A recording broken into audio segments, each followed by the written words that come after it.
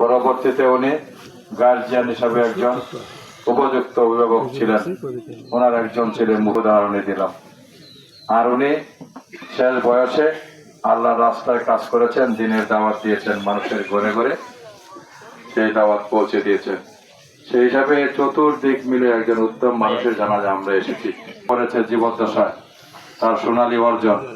এর ভিতরেও যে কোনো সময় যে কোনো ভাবে মনের অজান্তে ভুল ত্রুটি হওয়াই স্বাভাবিক। কোনো কারণে যদি ভুল ত্রুটি হয়ে থাকে আপনার সাথে, আপনি কষ্ট পেয়ে থাকেন, ব্যথা পেয়ে থাকেন, আল্লাহর রাস্তে আপনারা সকলেই অনেক গুণে গুণান্বিত ব্যক্তিটি একটি দোষ যদি আপনার সাথে করে থাকে, আল্লাহর রাস্তে আপনারা ক্ষমা করবেন।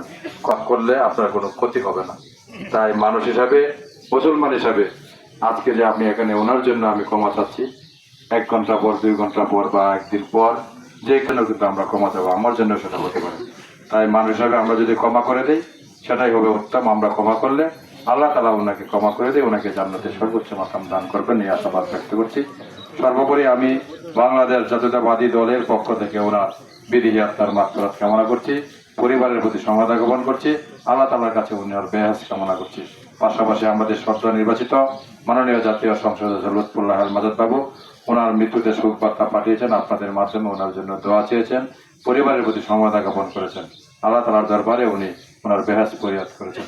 আমি আর কথা না বাড়িয়ে, অনেক মানুষ এসেছেন কষ্ট করে, আমি ওনার পরিবারের পক্ষ থেকে আপনাদেরকে কৃতজ্ঞতা জানাচ্ছি। শেষ সময়ে তার আপনার মাগফিরাত কামনা আপনার শরীক করার জন্য আমি আর কথা না বাড়িয়ে সকলে সুস্বাস্থ্য এবং দীর্ঘ কামনা করে আমার কথা শেষ করছি।